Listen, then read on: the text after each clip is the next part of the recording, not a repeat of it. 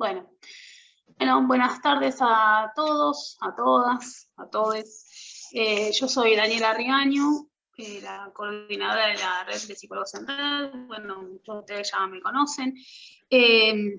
Hoy, bueno, acá las compañeras Ailén y Che nos van a estar conversando un poco, charlando un poco sobre trastornos de la conducta alimentaria. Esta es la cuarta charla del año, en lo que es el ciclo de charlas que tenemos pensado para el 2021. Bueno, en la charla de hoy, como les digo, el tema es trastornos de la conducta alimentaria, adolescencia y nuevas masculinidades. Está a cargo de Ailén Fracaroli, se las presento, es psicóloga del equipo interdisciplinario de trastornos de la conducta alimentaria del Servicio de Salud Mental Pediátrica del Hospital Italiano, psicóloga del Hospital de Día del Servicio de Desórdenes del Comportamiento Alimentario del Hospital Borda, docente de la materia de salud mental de la Facultad de Medicina de la Universidad de Buenos Aires y es integrante de Psicólogos en Red. Guillermina Sousa es licenciada en nutrición, nutricionista clínica, nutricionista del Hospital de Día del Servicio de Desórdenes del Comportamiento Alimentario del Hospital Borda y otras instituciones de abordaje interdisciplinario, y también es integrante del equipo de Psicólogos en Red. Les cuento un poco cómo es la dinámica, muchos ya conocen y ya saben, pero hay un primer momento en donde hay una exposición, donde las compañeras van a contar un poco sobre este tema, que es bien interesante. Después se abre un espacio para el intercambio, donde van a poder hacer las preguntas que tengan, las que traigan, las que les vengan, les surjan de esto que van escuchando. Y bueno, y se va a hacer un intercambio, que suele ser como la parte más interesante. Si llegara a haber alguna dificultad técnica, volvemos a ingresar nuevamente al mismo link. Llegado el caso de que pasara alguna otra situación, fíjense en las historias del Instagram, pero si no, vuelvan a ingresar directamente a este link. También pueden ir haciendo preguntas por chat, si quieren las vamos registrando, o directamente las dicen en vivo cuando sea el momento del intercambio. Así que, chicas, si quieren comenzar. Bueno, muy bien, ahí estoy admitiendo algunas personas de sala de espera y ya comenzamos. Yo ahora les voy a compartir pantalla del Power que fuimos armando, ¿sí? Como les decía Daniela, bueno, me presento, mi nombre es Guillermina, soy licenciada en nutrición y estamos con Ailén, mi compañera, que ella es licenciada en psicología, y vamos a dar comienzo a la charla, ¿sí? Si no se llega a ver, escuchar bien, nos avisan por el chat y vamos comunicándonos por ahí. Bien. ¿Ahí se ve bien? Sí. Bueno, muy bien.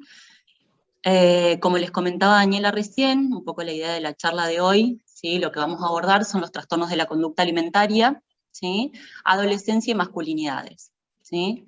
Un poco la idea es abordar esta temática contextualizando de qué se trata, de qué hablamos cuando hablamos de trastornos de la conducta alimentaria, ¿sí? Y ir dándole abordaje, lo trazamos con adolescencia y masculinidades, en principio porque es un padecimiento que, digamos, el punto de partida, o digamos, el abordaje suele ser en adolescencia, ¿sí? Y masculinidades vamos a ir abordando un poquito a medida que avance la charla, ¿sí? Bien, a ver ahí si puedo ir moviendo. Bien. Vamos a mutear, lo que sí le vamos a pedir que se muteen, ¿sí? Así podemos ir abordando la charla, y en tal caso después nos van comentando por el chat. Un poco acá les queríamos presentar de qué hablamos cuando hablamos de trastornos de la conducta alimentaria, ¿sí? Que son desórdenes del comportamiento psíquico, ¿sí? Pero que se manifiesta, o su síntoma, digamos, lo visible, por así decirlo, sería el vínculo en la alimentación, ¿sí? En el acto de comer, de alimentarse, en los alimentos, ¿sí? Muchas veces cuando nos ponemos a pensar, ¿sí? O cuando llegan problemáticas en relación a trastornos de la conducta alimentaria, es lo que primero se evidencia. Entonces uno suele quedarse como muy tomado por la parte alimentaria, pero no tenemos que perder de vista que la parte alimentaria sería como una consecuencia, ¿sí? Una manifestación, ¿sí? Como para que podamos empezar a pensarlo desde otros abordajes. Lo que se manifiesta es, obviamente, una dificultad en la ingesta, ¿sí? A veces hay ingesta excesiva, muchas veces hay ingesta, digamos, rechazo en lo que es en la ingesta, no solamente con los alimentos, sino en esto de compartir, el momento de comensalidad, de compartir con otros, de por ahí estar en reuniones con, digamos, donde hay presencia de comida o alimentos, ¿sí? Lo primero que por ahí suele pasar o cómo empieza a manifestarse es un cambio, ¿sí?, en lo que es el tema de, digamos, de la alimentación, ¿no? Cuando uno viene como alimentándose de determinada manera y de repente hay algo que uno le llama la atención, disruptivo, que dice, ¿qué está pasando acá? Que de repente, no sé, o quitan determinados alimentos, ¿sí? O empieza a haber mucha preocupación por la imagen, ¿sí? Son cosas que van a ir prevaleciendo en lo que es trastornos de la conducta alimentaria. Después vamos a ir abordando cada uno en particular, ¿sí? Después también hay fluctuaciones en relación al peso, ¿sí? Tanto descenso de peso como aumento de peso, ¿sí? Lo que decíamos recién, preocupación por la imagen corporal, y a lo que lleva todo lo que es la parte de trastornos de la conducta alimentaria es a un aislamiento o retracción, ¿sí? En función un poco a todo esto que veníamos hablando, también porque la comida y la alimentación está presente en muchos de nuestros momentos. De hecho, desde que nacemos estamos expuestos digamos, a este primer contacto y esta conexión mediante la alimentación, ¿sí? Por ejemplo, cuando nace un bebé y, digamos, lo primero que se hace es ponerlo al pecho o alimentarlo, más allá que no sea mediante el pecho, ¿sí?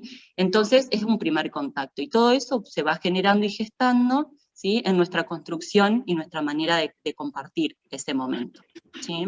Sí, me parece fundamental también esto que decías, Guillermina, en base a esta cuestión de que pensemos que la alimentación es algo que viene desde que uno nace, ¿no? De bebé, desde el nacimiento, y es importante porque, bueno, es algo que nos acompaña toda la vida, ¿no? Entonces, bueno, cuando hay una dificultad en la alimentación, tiene que ver también con una dificultad en un ambiente y en base a algo que es cotidiano, ¿no? Por eso también existe mucha gravedad en toda la situación.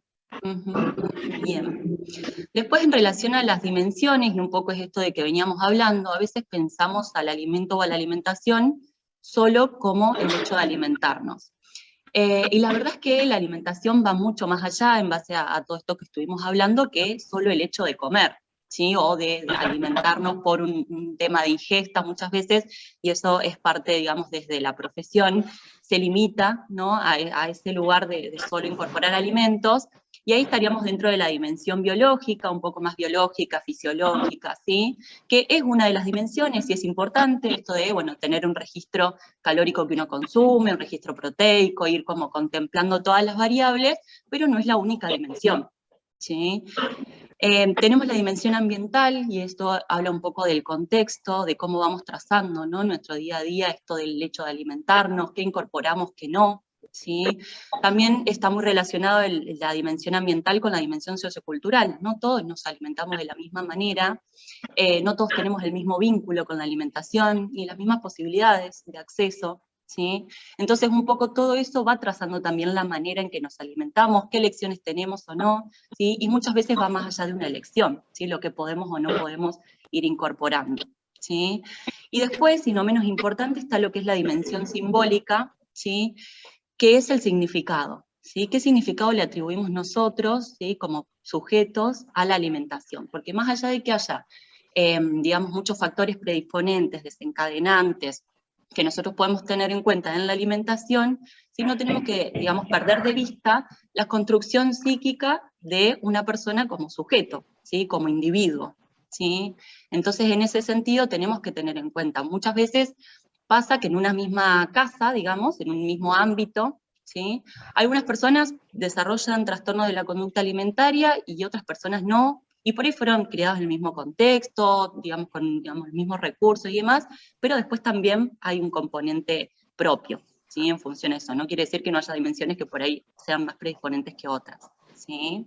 Esto también nos parece re importante destacarlo, porque bueno, muchas veces os llegan a la consulta familiares muy preocupados o los mismos pacientes o pacientes que suelen preocuparse porque, bueno, porque si es algo genético o si es algo solamente de la cultura, ¿no? Bueno, entonces es importante que se entienda que tiene muchas, múltiples causas. Por lo tanto, no es solamente ni algo biológico, ni algo, digamos, un conjunto de, por supuesto, condiciones biológicas, con cómo fue la historia de vida de cada persona. Por supuesto que también la sociedad influye un montón, pero, digamos, ninguna es una causa única, ¿sí?, sino que es multidimensional. Bien. Y en relación a esto que mencionaba Ailén, también como son multidimensionales, ¿sí? También a nivel intervención se trabaja, ¿no?, en abordaje interdisciplinario. ¿Sí? Bien. Bueno,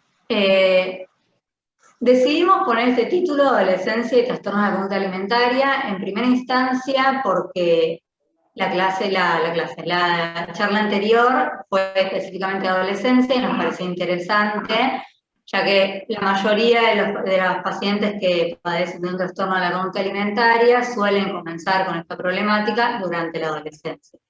Lo que hoy se está viendo es que cada vez en edades más tempranas comienzan este tipo de trastornos, y eso tiene que ver con la cuestión, más allá de varias, pero tiene que ver con la cuestión de cómo está la sociedad respecto a lo que se llama el adultocentrismo. Esto lo que quiere decir es que hoy se prioriza y se jerarquiza la adultez y se dejan de lado la niñez y la adolescencia como espacios también de construcción psíquica y de crecimiento, ¿no? Como se ve como incluso hasta los niños y niñas se los viste, por ejemplo, con ropa de adultos, a los adolescentes también, como si no estuviera permitido en la infancia y la adolescencia, sino que estamos en una lógica de consumismo y capitalismo en donde siempre tiene uno que funcionar en base a la demanda, ¿no? Y sobre todo también, porque bueno, justo es en la adolescencia, en donde hay 3 duelos muy importantes, que es un poco los que hablaron en la charla pasada, pero son 3 duelos. Un duelo es el duelo por el cuerpo infantil, otro duelo es el de la identidad infantil y el otro es de los padres de la infancia. Y estos 3 duelos son los duelos que se ven claramente con cierta conflictividad en los pacientes que padecen trastornos de la conducta alimentaria, ¿no? Quizás por el cuerpo infantil tiene que ver un poco con esta distorsión, que es esencial para poder diagnosticar a una paciente con trastornos alimentarios. La identidad también viene mucho de este lado, ¿no? De, bueno, ¿qué va a pensar el otro? Y estas cuestiones tienen que ver con este duelo infantil de una identidad. Y de los padres también, porque el momento de la adolescencia es el momento en el que los niños y niñas comienzan a crecer y comienzan a ver que hay otras personas aparte de los padres y dejan de idealizar a los padres para poder comprender, bueno, los defectos que tienen cada uno como todos tenemos, pero para poder empezar también a lo que implica la salida exogámica, que tiene que ver con empezar a conocerse con el grupo de pares y priorizar también a este grupo. Sí, también en función a esto que mencionaba Ailén, realmente se ve un rango etario mucho más bajo a lo que estamos acostumbrados a ver en clínica, ¿sí? Por ahí antes, hace no mucho, 3, 4 años, se empezaba a ver desde un rango más 14, 15 años, y ahora está bajando a 12, 10 años, por ahí ya como comienzan ciertas actitudes de restricción o algunas cuestiones, digamos, en respecto a la alimentación, que es muy importante tenerlas en cuenta porque muchas veces se tiende como a minimizar, digo, bueno, por ahí es algo de la edad o algo de tal cosa y demás, y la verdad que es sumamente importante porque es ahí donde inicia y cuanto más temprano podamos detectarlo, más temprano podemos accionar, ¿sí? No dejar que avance y un montón de cosas en relación no solo a la clínica, ¿sí?, sino al padecimiento que está teniendo esa persona en función a eso, ¿sí? Bien. Bueno, después un poco queríamos contarles sobre cuáles son los diferentes tipos de trastornos alimentarios que existen, ¿sí? Bien. Sí, quizás no pusimos todos los trastornos alimentarios que están en el manual, sino que nos dedicamos a algunos en particular, que por ahí son los que hoy en día más se ven, no porque los otros no se vean, sino porque quizás son también los más conocidos, y como suele haber tanta información de los trastornos alimentarios en las redes y en diferentes lugares, nos pareció que estaba bueno poder focalizar para que se pueda entender bien, no para que se sepa diagnosticar, obviamente que eso lo tiene que hacer un profesional, sino para que puedan entender bien las diferencias. Sí, por ahí puntualizamos también en los que prevalecen un poco más en lo que es adolescencia, ¿sí? Después hay también en la niñez y demás, pero tienen que ver con otras cuestiones. La anorexia, en particular, la persona que padece anorexia presenta un intenso miedo a engordar y una distorsión de la imagen corporal. Esto es fundamental. ¿Por qué? Porque no es que para que una persona padezca anorexia sí o sí tiene que tener un bajo peso o un peso de riesgo, no, ya con que esté la cuestión del intenso miedo a engordar empezar como a contar las calorías, de algunas veces inventar alguna excusa, justificar el motivo por no alimentarse. Estas cuestiones son llamativas y están buenas a tenerlas en cuenta. Y la distorsión de la imagen corporal, por supuesto, porque son personas que por lo general suelen verse con un peso que realmente no lo tienen. Por un lado, hay personas que padecen anorexia que tienen conductas restrictivas, ¿sí? Que lo que tiene relación con dejar de incorporar alimentos, o también existen otras personas que padecen anorexia que tienen conductas compensatorias, que puede ser, bueno, la provocación del vómito, laxantes, ejercicio obsesivo, digamos. La paciente anoréxica puede ser restrictiva, ¿sí? Esto quiere decir justamente que no incorpora alimentos o que cada vez incorpore menos, o justamente generar estas conductas más compensatorias. Pero en ambos casos, si estamos hablando de una intención, de un intenso miedo a engordar y de la distorsión de la imagen corporal, estamos hablando de una paciente anoréxica. Bien. A ver, ahí, bien. Bien. ¿Qué hay detrás de la negación, dificultad o restricción a alimentarse? Porque como un poco decía antes Guillermina, la alimentación es algo que nos lleva toda la vida, ¿sí? Es algo con lo que venimos acostumbrados, es una necesidad fisiológica, de hecho. Entonces, muchas veces lo que nos pasa es que las preguntas son de, bueno, ¿y por qué no come? O, bueno, es un capricho, ¿no? Y quizás lo que queríamos también marcar un poco en esta charla tiene que ver que, bueno, que no es un capricho y que estas personas realmente no están pudiendo comer o están vomitando y que no lo hacen adrede, sino que tiene que ver con un montón de cuestiones que les pasan. Por eso decidimos como poner estas características, ¿sí? Como la relación tiene que ver con la comida, tiene que ver con los conflictos de su mundo interno, ¿sí? En realidad están expresando a través de la alimentación lo que les pasa en su mundo interno, con lo cual no es tan sencillo como, bueno, comer las 4 comidas y obligarse y ya está. Suelen tener dificultad tanto en identificar como expresar emociones, que tienen mucho control en lo que es la comida. Es como que pasa que la comida es lo único que pueden controlar, entonces el estar pensando continuamente en qué comen y en qué no, y en las calorías y en estas cuestiones, hacen que estén pensando solamente en ese tema y que puedan de alguna forma controlar algo del desborde emocional que tienen. Hay una sensación de cuerpo ideal en donde muchas veces se escucha algo que tiene que ver con, bueno, pero yo si llego a tal peso ya está y ya estoy bien, y esto se ve que no ocurre, ya sea porque llegan a ese peso, pero siguen queriendo bajar. Esto tiene que ver con lo que hablábamos antes de la distorsión de la imagen corporal, en donde no se están viendo de la manera en donde realmente están, entonces están como buscando un ideal que es imposible de cumplir, ¿sí? Un ideal que puede llevar a casos de desnutrición severos o hasta incluso en algunos casos la muerte por desnutrición o inanición. Son personas que suelen presentar baja autoestima, dificultades en relacionarse con los otros y las otras, suelen ser personas muy autoexigentes, ¿sí? Suelen controlar todas las cuestiones que pueden, suelen ser, por lo general también ocurre que en los colegios se ven como las personas que siempre les va bien. Y esto a veces es avalado por los docentes y a veces cuando no les va muy bien o algo por el estilo está este comentario de, bueno, pero si a vos siempre te va bien. Bueno, nos parece también importante marcar estos comentarios que obviamente no tienen mala intención, pero que tienen que ver con que, bueno, que la persona le esté yendo todo muy bien y se le saque todo 10, tampoco está tan buena, ¿no? No porque no esté bueno que le vaya bien en el ámbito escolar, sino porque hay una autoexigencia muy importante por detrás. Está bueno también que si algún día no les va tan bien, que esto no sea marcado, sino que sea naturalizado. Bueno, y un poco lo que estábamos hablando antes, el no comer es un recurso de expresar las emociones. Un poco también en relación a esto que mencionaba Ailén, la valoración de la delgadez, ¿no? En la época actual, desde un lado positivo. Siempre son, digamos, comentarios en relación al cuerpo, en relación a qué delgada o qué delgado, o cosas por el estilo, que a veces reafirma, ¿sí? Mucho esta posición, ¿sí? En lo que es anorexia, el deseo de querer seguir bajando de peso. ¿Sí? Entonces, más allá de la delgadez o no, lo que sea, nos parece importante también poder repensar un poco, ¿no? Comentarios sobre los cuerpos, en definitiva, ¿sí? de otros o de otras. Bueno, por ahí pensar un poco, que podamos pensar juntos acerca de eso, ¿sí? Como para tener en cuenta un poco en relación a esto de en este caso, la patología alimentaria de anorexia, que es un padecimiento, digamos, bastante angustiante, que abarca todo el entorno familiar también, ¿sí? Como para tenerlo en cuenta. Bien. Bueno, ahora pasamos a bulimia. La persona que padece de bulimia suele realizar atracones y tener conductas compensatorias. ¿Qué es el atracón? El atracón es una ingesta de gran cantidad de alimentos en un corto periodo de tiempo. Y eso está sumado a una sensación de falta de control.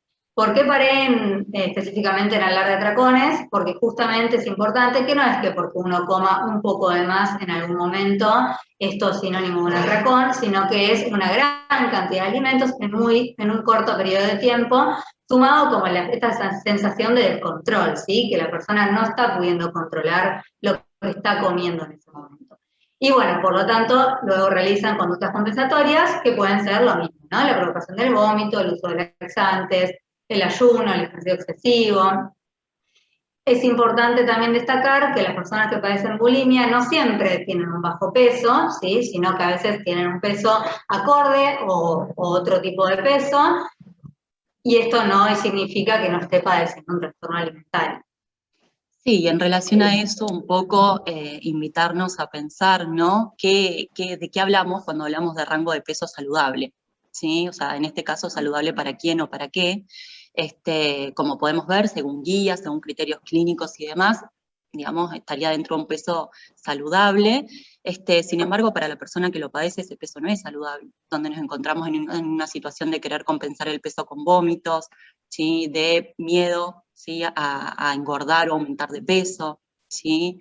Entonces, un poco en esto y en el criterio también clínico, bueno, repensar, porque a veces, digamos, por las edades, es muchas, digamos, niños y adolescentes que acuden, ¿no? a pediatría y por ahí, bueno, como están dentro de un rango de peso saludable, hay muchas cosas que no se indagan respecto a lo alimentario, ¿sí? Y por ahí a veces es pertinente hacer ciertas derivaciones o consultas nutricionales y demás, como para ver, ¿no? si realmente no hay un padecimiento. Obviamente cuando hay otras cosas asociadas, no solamente con el peso, ¿sí? Pero como para pensar acerca de este peso saludable, bueno, ¿qué significa un poco? ¿Sí? Porque estamos viendo que hay un rango, un criterio clínico que estaría correcto, sin embargo no sería así en el padecimiento, ¿sí? En todo lo que pasa detrás de esto, ¿sí? Lo mismo con la anorexia, ¿sí? Donde hay bajo peso, si un padecimiento donde hay bajo peso, bueno, ver, ¿no? Que para esa persona, digamos, más allá de que haya un bajo peso, si hay una distorsión de la imagen, esa persona no se ve así, ¿sí? Entonces por ahí también el tema de pesarse genera mucho conflicto,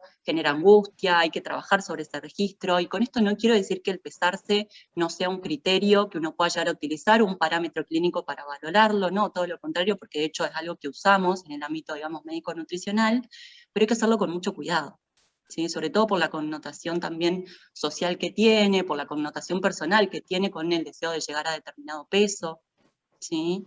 Como para tenerlo en cuenta también, más allá de que sea un número, bueno, por ahí poder y explicarle a la persona que hay que hacer un registro de peso por control y demás, también si quiere verlo o no, y si puede verlo en ese momento, y poder acompañarlo en ese proceso, y qué significa ese peso para esa persona, ¿sí? Más allá de un número, ¿qué le representa?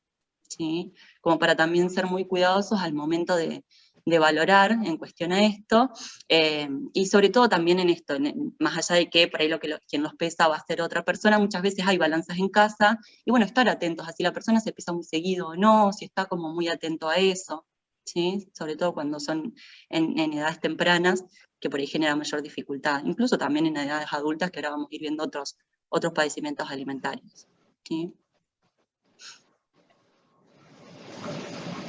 Bueno, ¿qué se encuentra detrás de la bulimia? Un poco como hicimos con la anorexia antes, quisimos como marcar qué pasa a través de todos estos atracones y estas conductas compensatorias posteriores.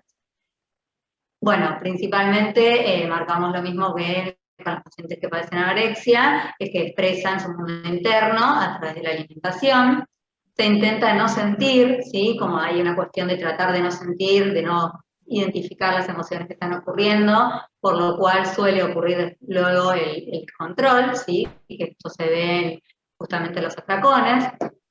Cada atracón y cada vómito provocado tienen un significado, ¿sí? Esto es importante, que bueno, cuando la persona está teniendo un atracón, es algo que quizás no pudo hablar, no pudo decir, es un conjunto de cuestiones que no pudo expresar y que terminan generándose en el atracón o en la conducta compensatoria posterior.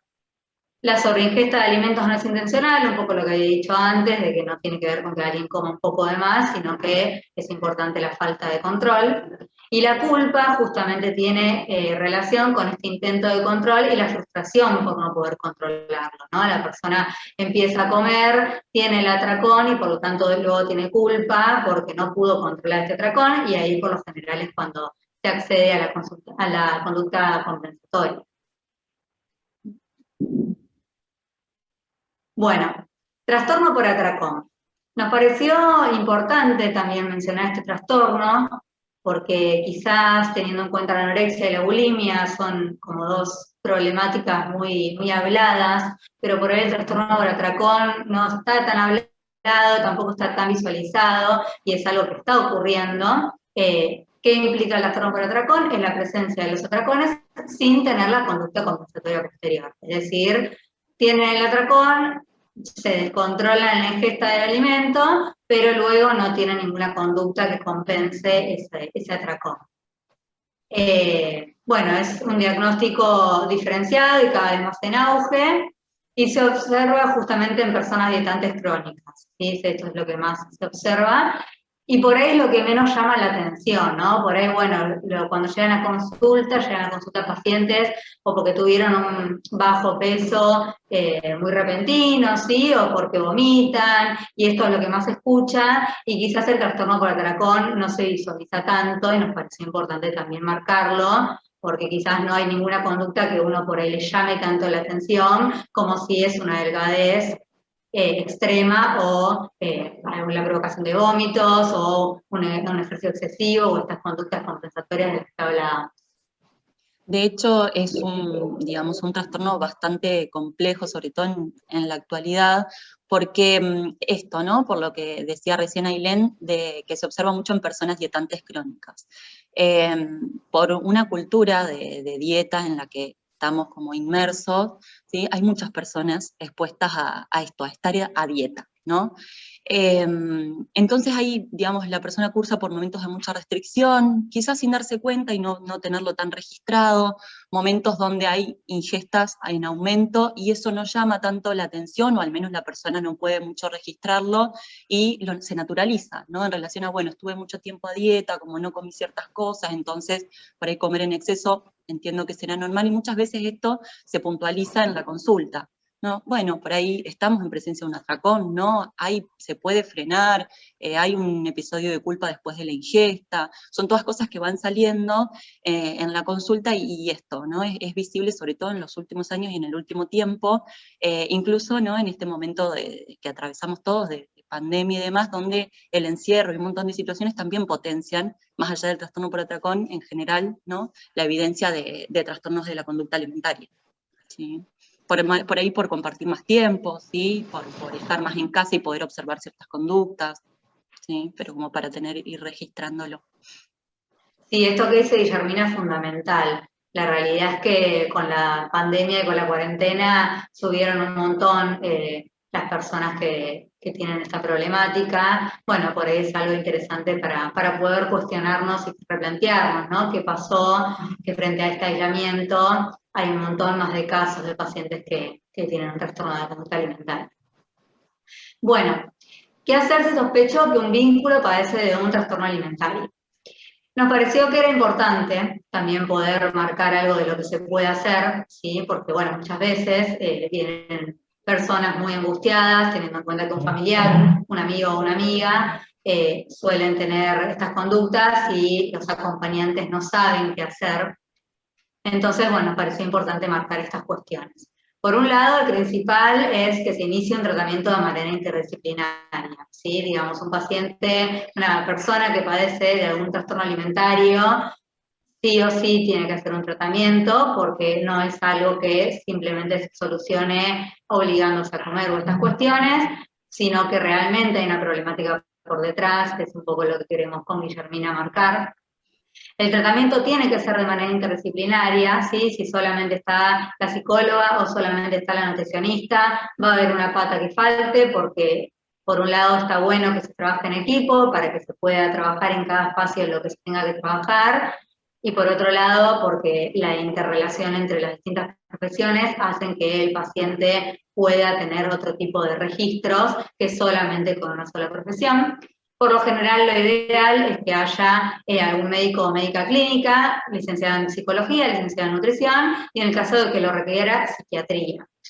En el caso de la psiquiatría depende claramente el caso por caso, pero por lo general tiene relación con conductas más impulsivas, como por ejemplo la provocación del vómito o los pensamientos continuos y repentinos y que no las dejan pensar o los dejan pensar en otras cuestiones. Es importante a veces consultar con psiquiatría para que en el caso de que lo requiera, esta persona también tenga un profesional de psiquiatría, justamente.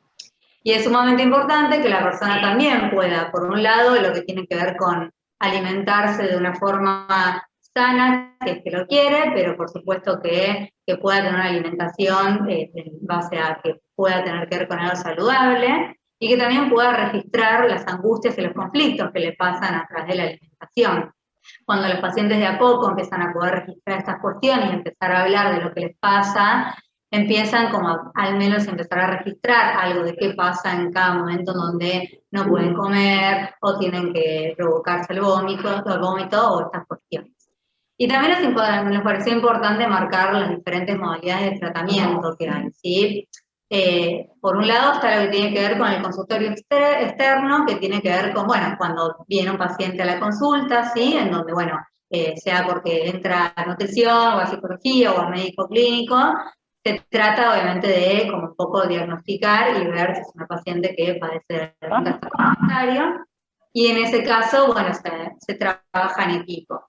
La otra opción de modalidad de tratamiento tiene que ver el hospital de día. Esto tiene que ver con una evaluación del equipo, cuál va a ser el dispositivo acordado, que tiene que ver con que el hospital de día presenta otro tipo de recursos, como los grupos terapéuticos y como talleres, que hacen que a veces ciertos pacientes necesiten otro tipo de atención, más presencia y más tiempo, ¿sí? Para poder pensar en lo que les pasa.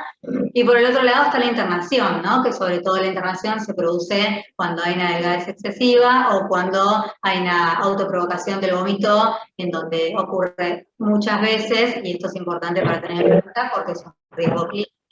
Por supuesto que también podemos hablar de un riesgo, en el caso de una internación psiquiátrica, que tiene que ver con un riesgo más de otro lado, ¿no? Un riesgo de vida, digamos, en definitiva. Sí, un poco puntualizar esto, ¿no? Muchas veces llegan, como es una problemática que se evidencia en lo que es la alimentación, llegan mucho al espacio, ¿no?, de alimentación, de nutrición. Entonces poder ir detectando eso y al momento de acompañar, tratar de no recurrir como a la parte alimentaria como un castigo, bueno, no comes, vamos a ir al nutricionista, ¿sí? Sino como poder escuchar también, poder acompañar, preguntar qué está pasando, y eso también alivia un poco. Entendemos obviamente que desde la parte del acompañamiento, sea familiar, desde un colegio, lo que sea, es difícil, ¿sí? Pero también poder registrar y acompañar desde ese lugar y preguntar y que esté la pregunta y poder, digamos, acudir a tratamiento de otra manera, sí, también cambia un poco la perspectiva bueno, del abordaje, ¿sí? Y del acompañamiento en las personas que lo padecen. Bueno, ¿cómo acompaña a una persona que padece un trastorno alimentario? Por un lado es comprender que el proceso puede llevar tiempo. Muchas veces, obviamente, ligado a la preocupación de que la persona está en un riesgo, se suele necesitar como que sea algo urgente y algo que se solucione rápido, y efectivamente son problemáticas que no tienen una solución rápida, sino que lleva un tiempo y sobre todo lleva este trabajo interdisciplinario, como habíamos dicho antes. No hay que centrarse únicamente en la alimentación, un poco lo que decía Guillermina recién, en donde no es solamente poder ordenar la alimentación, sino que esto también tiene relación con otras cuestiones que pasan más en las conflictivas que puede tener un sujeto, en las conflictivas emocionales y el mundo interno. Ambas dos, tanto Guillermina como yo, coincidimos en que no es lo importante y no es lo más importante justamente obligar a la persona a comer, sino que en la medida en la que se obliga a las personas a comer, esto va a ser contraproducente porque van a terminar como ocultando lo que les pasa y por lo tanto no va a haber lugar a poder trabajar y hablar sobre eso. Es importante que se respeten los momentos de la ingesta, todo lo que tiene que ver con la comensalidad, y pedir orientación a los profesionales tratantes, ¿sí? Cuando no saben o no saben cómo hacer o cómo tratar, se puede pedir orientación, y también recomendamos muchas veces tener un propio espacio terapéutico, ya que es un acompañamiento difícil también el hecho de esperar a que la persona pueda alimentarse de una forma sana y saludable y no estar pendiente de sí, qué va a pasar con esta persona que está teniendo cierta problemática en algo como la alimentación, ¿no? Que como decíamos antes es una necesidad fisiológica. Sí, esto de la comensalidad lo trabajamos mucho en consultas, sobre todo porque no se trata solo del acto de comer, un poco esto que habíamos, digamos, trabajado a lo largo de la charla, sino que hay mucho registro simbólico en el acto de comer, de compartir, de festejo, de un montón de cosas, y también ese momento puede ser un momento bastante caótico para la persona que lo padece, y sobre todo si esa mirada está puesta, ¿no?, en la persona que por tener el padecimiento alimentario, bueno, se centra toda la atención de la mesa familiar, ¿no?, en la persona ya sea que padece anorexia, que padece bulimia, y la persona realmente se angustia mucho, porque es algo que no está pudiendo hacer, y no lo hace porque quiere, no lo hace porque no quiere comer en ese momento, sino realmente no está pudiendo incorporar esos alimentos, y hay que ir viendo, indagando un poco, bueno, qué es lo que está pasando en esa persona, más allá del comer en sí, ¿sí? Un poco queríamos dejar en claro esto. Bien. Después, en relación a lo que es masculinidad, esto es algo que venimos pensando en lo que es salud también, ¿no? Más allá de que en este caso nos toca la parte de trastornos de la conducta alimentaria. En lo que es esta patología vemos menos prevalencia de, digamos, de hombres, ¿no?, que padezcan este tipo de trastornos, pero muchas veces también hay subregistro de este padecimiento, ¿sí? ¿Por qué? Porque a veces todo lo que es el cuidado, la alimentación o la imagen, ¿sí?, está asociado a algo más feminizado, ¿no? Y a veces queda como subregistrado los padecimientos en hombres. Hemos tenido casos de atención de hombres con trastornos de la conducta alimentaria, pero bueno, un poco como empezar a pensar, sobre todo, bueno, qué lugar, ¿no? Hay ciertos hombres que le dan lugar, ciertos no, pero como para empezar a pensar, bueno, ¿qué pasa con la alimentación en ellos? ¿Qué pasa? ¿Qué les produce? ¿Qué no? ¿Sí? Empezar a poder registrar un poco, porque pueden ser, digamos, patologías bastante silenciosas, y también bastante peligrosas, ¿sí?, en ese sentido, ¿sí? Dos de digamos, de los padecimientos que ahora están bastante en auge, y sobre todo que también se vienen relacionando un poco más con lo que es digamos, el género masculino, ¿sí?, son vigorexia y ortorexia, ¿sí?, que en lo que es la clínica no está todavía bien delimitado qué características, o digamos, como hay un, digamos, manual que sí están relacionadas a lo que es anorexia y bulimia y demás, no así en vigorexia y ortorexia, pero sí son dos cosas que existen, ¿sí?, y está bueno que de la charla lo podamos como ir intercambiando e ir prestando atención, ¿no?, a esto que viene apareciendo, ¿sí? Quizás en algún momento tengamos algún diagnóstico, hoy por hoy no hay un diagnóstico per se, pero sí cosas a las que tenemos que ir prestando atención, ¿sí? En relación sí, a lo quizás que es, antes, perdón Guille, sí, pero quizás antes quería marcar también esta cuestión de que a veces llegan pacientes hombres a la consulta y muchas veces también son los mismos familiares o los mismos vínculos los que no pueden comprender que tengan un trastorno alimentario. Por eso también hablamos de la importancia del factor social, que tiene que ver un poco con esto, ¿no? Que quizás está tan socialmente visto como que es una patología que solamente padecen las mujeres. Entonces, cuando llega a la consulta algún paciente varón, suele ser muy reticente la respuesta de los allegados frente a, bueno, no, ¿cómo puede ser que tengan esta problemática? Y también invitarlas a repensar cómo continúa el cuerpo de la mujer como algo sexualizado, ¿no? En donde, como antes decíamos, que son patologías que comienzan en la adolescencia es el momento en el que el cuerpo pasa a ser un cuerpo sexualizado, porque es el cuerpo que pasa a ser de infantil a un cuerpo de mujer o de hombre. Entonces, bueno, como también la prevalencia que hay de mujeres tiene que ver con la sexualización que tiene el cuerpo de la mujer, y todo lo que ello convoca, ¿no? Muchas veces llegan a la consulta los pacientes y es algo muy habitual que nombre esta cuestión de vestirse con mucha ropa o con talles mucho más grandes, más allá del conflicto que tienen con su cuerpo, también tiene que ver con esto de no ser miradas y no ser ubicadas desde un rol sexualizado. Bien. Muy bien, un poco en relación a esto que veníamos hablando y en relación a lo de masculinidad, empieza a aparecer lo que les mencionaba recién, que se conoce como vigorexia, ¿sí? Que es la necesidad o el registro de ganar masa muscular, ¿no? Y hay una disconformidad también con su imagen corporal. Se empieza a evidenciar bastante en lo que es hombres, ¿sí? A diferencia por ahí de otras patologías alimentarias, y digamos, lo que empieza a aparecer es el ejercicio aumentado y el consumo como más exagerado proteico o de sustancias anabólicas y demás.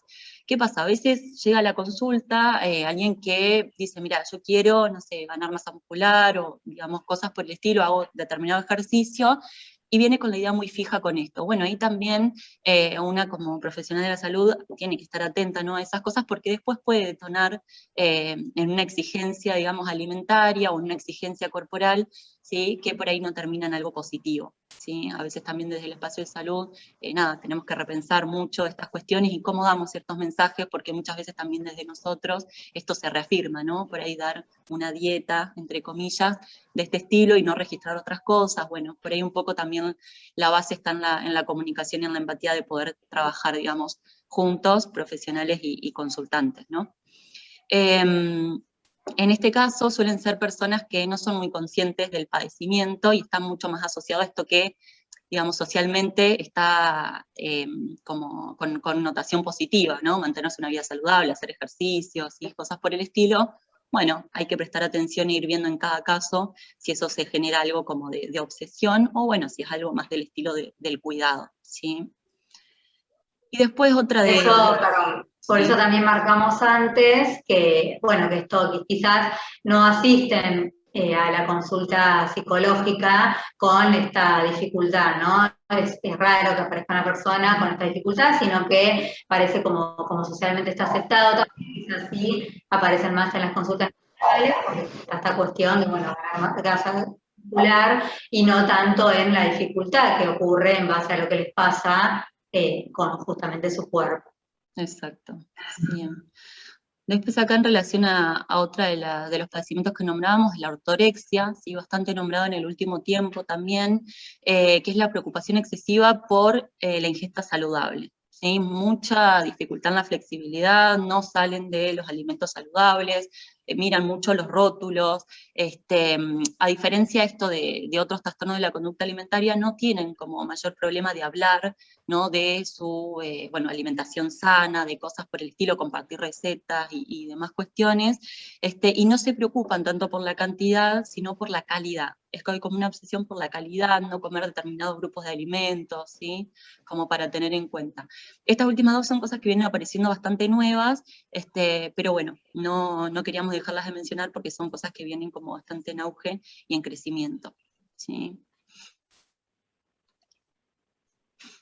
Y un poco les queríamos compartir también, y para ir cerrando la charla y poder tener el espacio de intercambio, todas las cosas que fueron, digamos, apareciendo y las preguntas o las asociaciones de qué era un trastorno de la conducta alimentaria en el Instagram, ¿no? Entonces acá fueron mencionando que se asocia a la ansiedad, ¿sí?, a la baja autoestima, fue un poco lo que veníamos mencionando. Por acá decían dificultades en la vinculación con la comida y el propio cuerpo, ¿sí? Son todas, digamos, todas posibles, ¿sí?, porque es como tan abarcativo, y lo que veníamos hablando, ¿no?, que es un padecimiento psíquico con, ¿sí?, vinculación alimentaria, pero en verdad hay muchas cuestiones que pueden disparar o desencadenar, ¿no?, la conducta alimentaria. Después acá ponían también contar calorías, no comer, pastillas, vómitos y ayunos, ¿sí?, por ahí tiene que ver más con una compensación, ¿sí? El temor a engordar. Y está bueno también que, bueno, las múltiples respuestas, ¿no? En donde hay veces que hay comentarios que tienen que ver más con lo nutricional, otros que tienen que ver más con lo psicológico, bueno, un poco para que se vea también esta multicausalidad de la cual hablamos. Bueno, y aparecieron cosas interesantes, ¿no? Más allá de las cuestiones que tienen que ver con contar las calorías y estas cuestiones, también ligado a la parte psicológica, ¿no? Del bajo autoestima, la ansiedad, como hemos hablado, de la relación con los diferentes vínculos, llenar vacíos, ¿no? Bueno, todas estas cuestiones que se marcaron, la verdad que los comentarios estuvieron buenos porque mostraron como un poco la multicausalidad. Bien.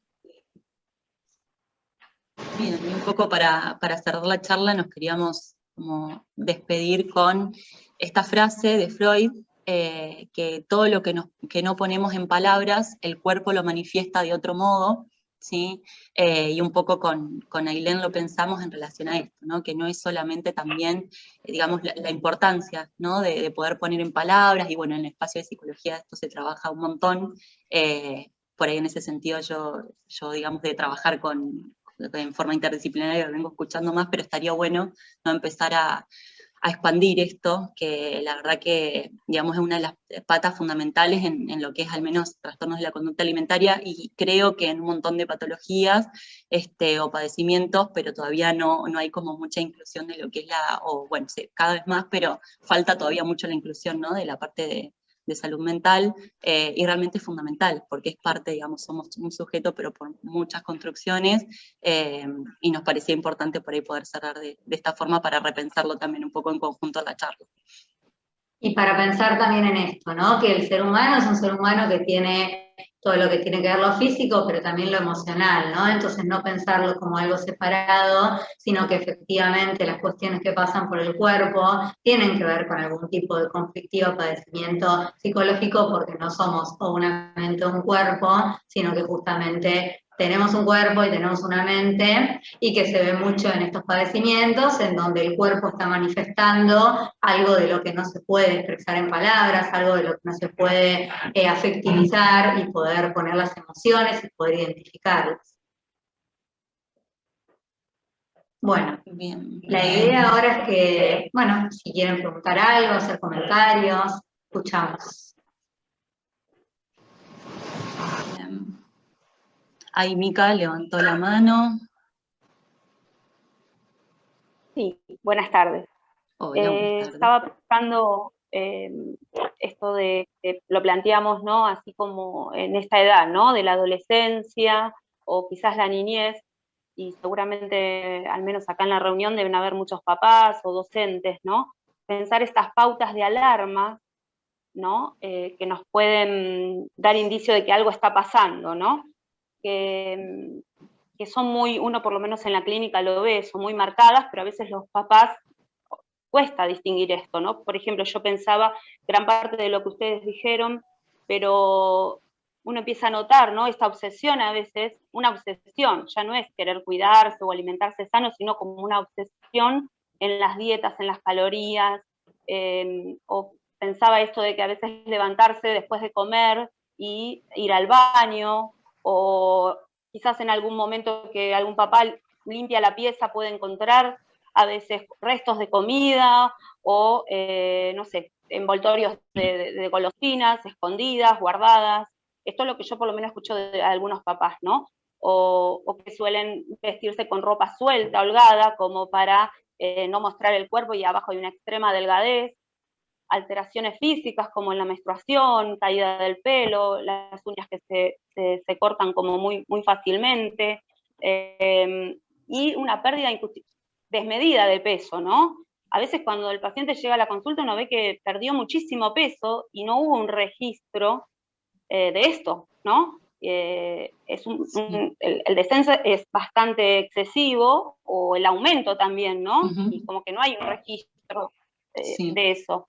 No sé, yo pensaba, ¿no? Como para la necesidad de hacer ejercicio físico, como ustedes decían, pero de una manera también excesiva, y si no se hace, aparece ahí como un nerviosismo, o sea, no se puede dejar de hacer, o el sentimiento de culpa, quizás también al haber comido un poquito de más, ¿no?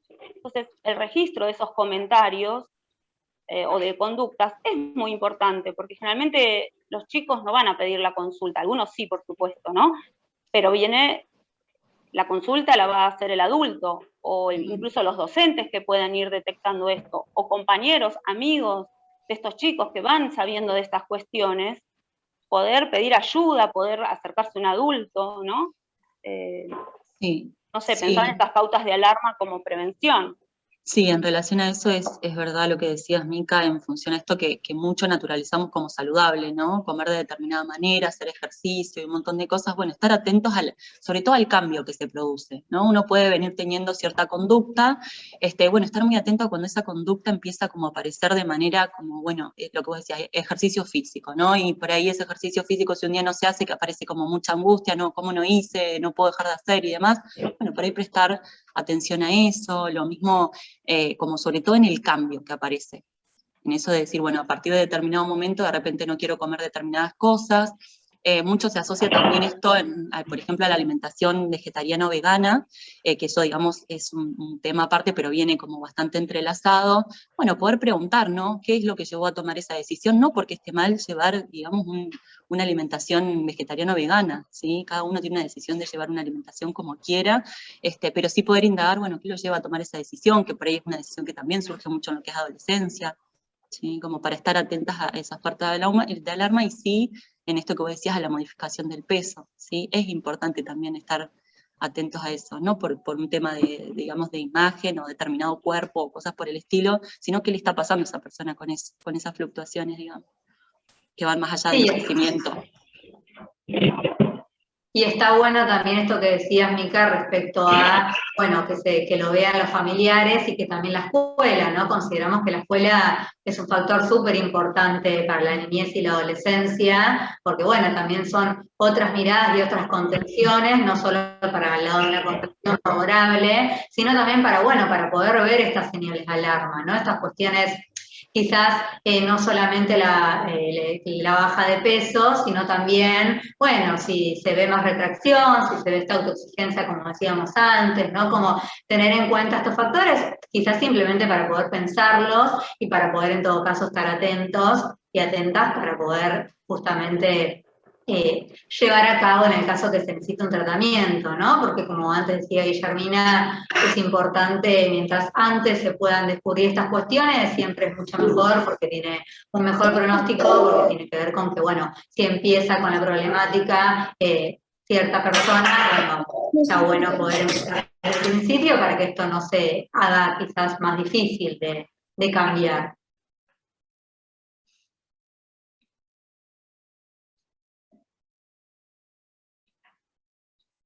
No sé si alguno más tenía alguna pregunta o si quedó claro.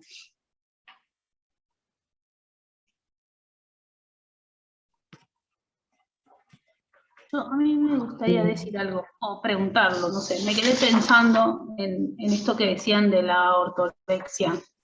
Digo, ¿dónde está el punto? Porque uno podría decir, bueno, comer sano es algo bueno, ¿no? O sea, ¿dónde está el punto en donde uno puede empezar a pensar que quizás eso no es tan bueno para la persona, ¿no?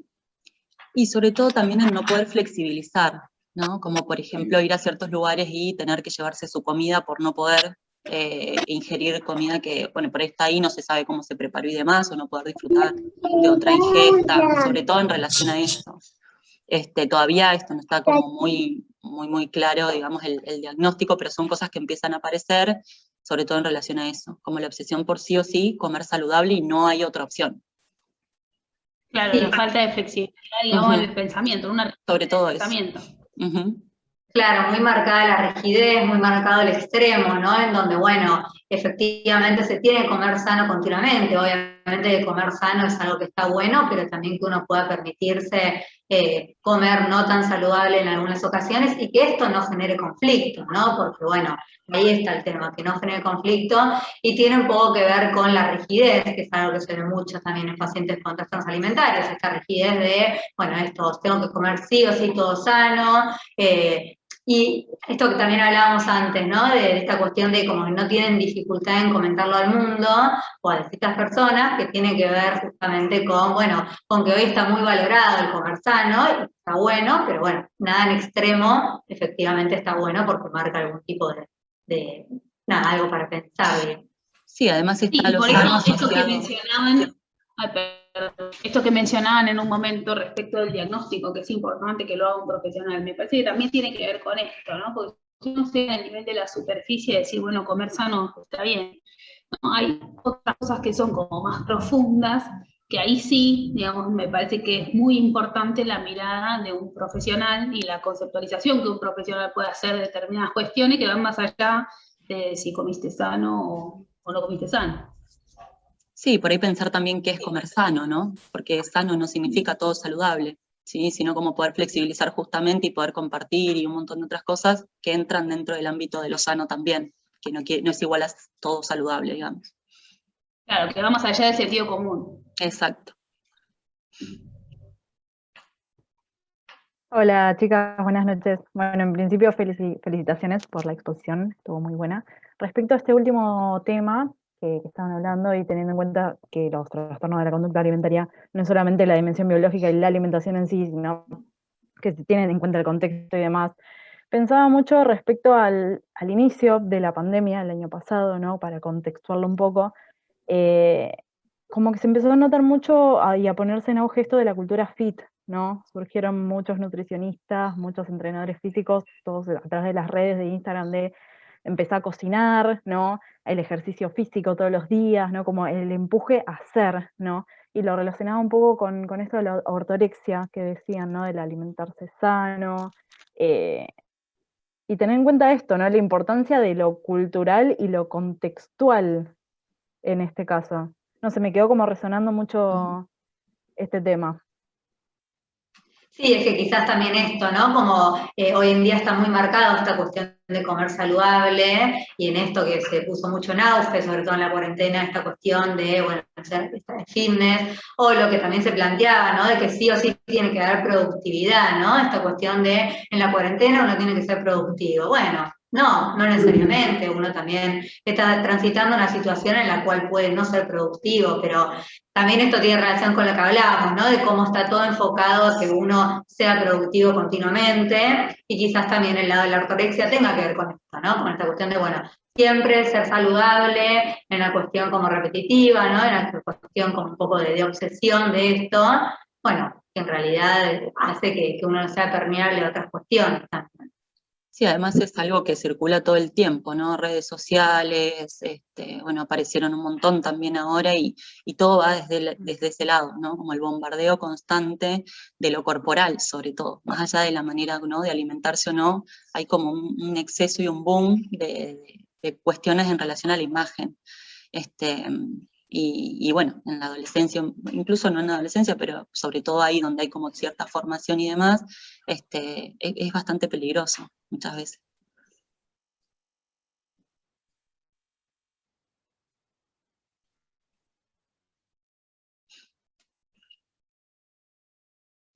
No sé si quedaba alguna pregunta o algo a compartir por ahí, más allá de que no sea una pregunta. Bueno, buenas noches. Primero que nada, felicitaciones, muy linda charla, estuvo muy bueno el tema. Pensaba esto que decían en relación al cómo piensan el comer sano, me parece súper interesante pensarlo por el lado de no por ahí tratarlo en relación a lo que se come, sino al vínculo que se tiene con esa comida y a qué lugar viene a ocupar. Si viene a inhibir o si viene a como a entablar algo en relación a algún funcionamiento, alguna relación, o sea, qué relación se tiene con la comida, más allá de la calidad de comida que se coma.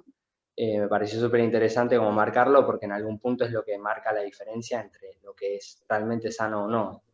No tiene que ver tanto con la calidad de la comida, sino con qué relación se tiene con ese, qué vínculo se tiene con eso, o qué lugar viene a ocupar. Eso me pareció súper interesante. Sí, que en definitiva muestra un poco cómo es el vínculo con las diferentes personas, ¿no? Cómo es el vínculo con cada uno y cada una, entonces está bueno también pensarlo de ese lado, y por eso también partimos de la base de no obligar a comer, porque realmente no se está pudiendo lograr eso, con lo cual obligar no tiene ningún sentido, porque lo único que genera es como más resistencia aún, ¿no? Sí, de hecho muchas veces la demonización con el espacio digamos, de nutrición y demás, viene por ese lado, porque también, digamos, hay todo como una formación, un espacio, digamos, todo más del qué comer y qué no comer, ¿sí? Un poco la idea va de poder deconstruir también incluso en la formación, ¿no? En el espacio médico, nutricional, y poder acompañar desde otro lugar, más allá de lo que se come o no se come. Y eso está bueno ponerlo en práctica no solo, ¿no?, en lo que es trastornos de la conducta alimentaria, sino en un montón de acompañamientos del espacio de nutrición, que la verdad me parecen súper interesantes y bueno, siempre trabajándolo en equipo, ¿no?, es mucho más fructífero y uno puede ir tomando otras cosas. Sí, también como pensarlo como que la comida no necesariamente siempre tiene que inhibir, sino que puede habilitar también. O sea, no quedar en un lugar en el que, Sí. uno como tajantemente inhabilite o inhiba algo de la relación con la comida. Eso estaba bueno.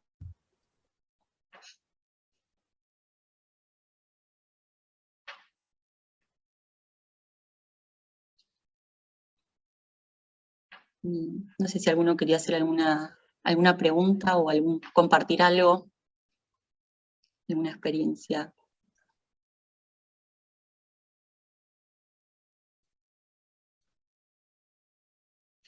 Bien, Telmo levantó la mano. Hola, sí, buenas noches, buenas tardes. Yo tenía una pregunta, ahí lo nombraron un poco en la PPT, pero como que siento que es un poco difícil ese punto de cómo hacer para ayudar a alguien, digamos, ya sea cercano o no muy cercano tampoco, sino cómo hacer para intervenir ahí, digamos. Si bien como que siento que me parece que es difícil, digamos, interactuar con o hacer entrar en razón a esa persona o no a ella directamente, sino ayudar. No sé si se Sí. entiende la pregunta. Sí, me parece que está muy claro parece- lo que dijiste respecto a, bueno, hacer entrar en razón o de cómo acompañar, ¿no? Quizás está bueno esto que estás diciendo, porque tiene que ver con que, bueno, quizás no haya posibilidad de hacer entrar en razón, sino a través del tratamiento, pero sí, bueno, por eso también me parece que marcabas esto de lo difícil, sí, acompañar, y que acompañar es quizás, bueno, en los momentos en donde de comensalidad, quizás, bueno, en vez de centrarse en la alimentación y en si comieron o no, preguntar cómo están, tratar de hablar de otros temas, ¿no? En donde no sea solamente focalizado en la comida, sino que se puedan hablar otras cuestiones, donde también la comida deje de ser el espacio central, que es lo que termina pasando, ¿no? Parece como los momentos del desayuno, almuerzo, merienda y cena, son los momentos donde se piensa y se mira a ver si se come o no se come. Por ahí quizás es ahí como aflojar un poco y preguntar otras cuestiones, ¿no? En donde salen de otras cosas. Pero bueno, fundamentalmente lo importante es poder asistir a un tratamiento, ¿no? Porque no hay mucho que uno pueda hacer en base a que tiene que ver con una elaboración, ya sea del espacio de nutrición como el espacio de psicología. Sí, y además un poco también en esto de, genera mucha resistencia el ir a un tratamiento, por ahí poder tolerar, ¿no?, esa resistencia y bueno, poder también acompañar esto que decía Ailén de bueno, que se va a hacer alguna entrevista y se va a ir a acompañar y se evaluará, digamos, el equipo tratante evaluará, pero la idea es como poder acompañarlo, siempre como por ahí enfatizando en eso. Pero sí, al principio por ahí no hay ganas ni de ir, ni de estar en tratamiento, y muchas veces en los espacios también se menciona eso. Mira, estoy acá, pero no tengo ganas de estar acá, y un poco poder trabajar eso también, que no sea algo de rechazo, sino decir, bueno, si me puedes contar algo de lo que te pasa, ¿no? Yo pensaba, perdón, ¿no? Que en relación a lo que decía el compañero, que me parece importante que también, pasa que estamos hablando en una edad que es difícil, ¿no? Si lo pensamos más en la adolescencia, pero cierta conciencia de enfermedad tiene que empezar también la persona a tener ese registro, y no es algo tan sencillo, ¿no? Para poder ver que realmente tiene un problema, ¿no? Y también pensaba en esto del acompañamiento, que a veces cuando uno puede registrar esto o el paciente ya está en tratamiento, a veces los que acompañan también se ponen muy obsesivos y eso genera el efecto contrario, ¿no? Quizás esto, ¿no? Están como observándolos todo el tiempo, están, si se levantan cuando están comiendo y van al baño, van a escuchar al baño a ver qué hacen, también esa obsesión no ayuda, ¿no? Sí, el acompañamiento y pedir ayuda, ¿no? Poder concientizar de que necesita ayuda. Y seguramente también en esos tratamientos se trabaja con la familia. Seguramente no, se trabaja con la familia también, ¿no? No solo con el paciente, con el entorno, con la familia. Y ahí hay orientaciones también a ese familiar en cómo ayudarlo. Sí, sí, totalmente. De hecho, hay, digamos, muchas veces hay, digamos, el trabajo es así, es con la familia también y se les involucra en ciertos momentos, o se hacen, digamos, reuniones, digamos, con el espacio de nutrición o con el espacio de psicología o psiquiatría. Sí, total. Después acá preguntan en el chat. Antes que leas, Guille, porque son interesantes las preguntas que hacen, pero me parece que en relación a esto que está diciendo Mica y que están hablando, pero cómo acompañar desde casa, me parece que es re importante habilitar vías de comunicación, ¿no? Como ahí hay algo a reparar. Sí. Y en sentido, esto que ustedes decían, ¿no? Que a veces está bueno un espacio propio, un espacio terapéutico propio para poder acompañar a un familiar o a una persona que uno quiere, ¿no? A transitar esta situación. Quizás el terapéutico propio nos ayuda y nos permite construir algo de eso, que es re necesario construir en la manera de acompañar. Eso más. Sí. Porque también hay como una línea muy delgada entre la preocupación de los vínculos cercanos de la familia y lo que termina generando una invasión en la persona que está atravesando un trastorno de la conducta alimentaria, ¿no? Esta cosa que se escucha mucho en la clínica de prefiero no salir a comer porque me están mirando, me están observando todo el tiempo. Entonces quizás el acompañamiento es como lo que decía Dani, ¿no? Habilitar un lugar de escucha y también ponerse, me parece, como en un rol de yo vengo a aprender cómo acompañarte, no como estas dos cuestiones, porque es difícil, como contaba Ailén y Guille, poder acompañar a pacientes con estas condiciones y hay que aprender a poder acompañar. Sí, ahí un poco también lo que preguntaban era los estereotipos de género, cómo marcan las adolescentes que no dan con el perfil de belleza o que no se cumple ley de talles. Bueno, un poco esto es ¿no? de la hegemonía que se maneja a nivel social, y sí, es difícil también en ese sentido. Trabajamos un montón también en los espacios con eso y también, más allá de trabajar en el espacio, es algo también a nivel social, entonces sí, es súper complejo y marcan, sí, los estereotipos claramente marcan, por eso también es un trastorno asociado mucho al género femenino, ¿no? Por todas las exigencias que también pasamos las mujeres en relación a lo corporal, entre otras cosas, que daría para muchas charlas, pero bueno, una de las cosas es el cuerpo, y esto que mencionaba Ailén de la feminización del cuerpo, la sexualización, un montón de cosas en relación a eso. Y después acá Sofía mencionaba no obligar a alguien a hacer tratamiento o a comer. Claro, no, obviamente obligar a hacer tratamiento no. Muchas veces hay situaciones bastante límites, pacientes que vienen muy desnutridos y demás, y en ese punto, si no hay mucha conciencia de enfermedad y hay un riesgo para la paciente, la intervención es la internación o, digamos, algo que se intervenga para que esa persona no se muera básicamente, pero bueno, no obligarla a hacer el tratamiento, sí marcarle que hay una situación de riesgo y lo que le puede pasar, pero no obligarla. Sí. A veces es un poco complejo eso también, porque bueno, cuando las pacientes no tienen conciencia de enfermedad, ¿no? Y creen como, bueno, socialmente también está marcado como es un estilo de vida, ¿no? Que esto se escucha mucho.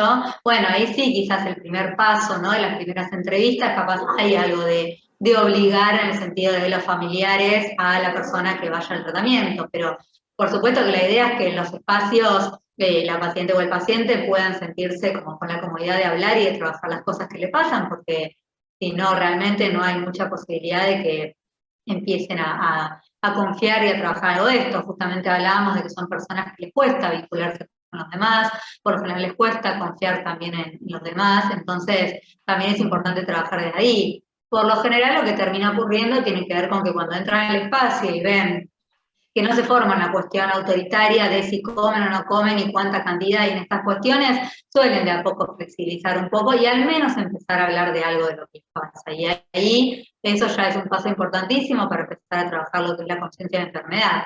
Esto es importante.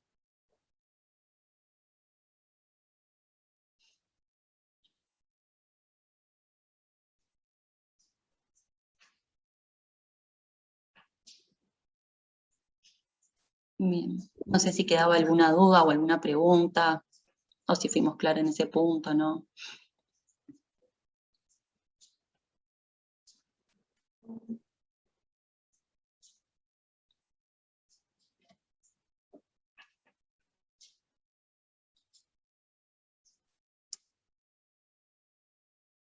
Bueno. Bueno, cortamos acá, si no tienen más preguntas. Gracias a todos y a todas que estuvieron en la exposición. Esperamos que hayamos sido claras.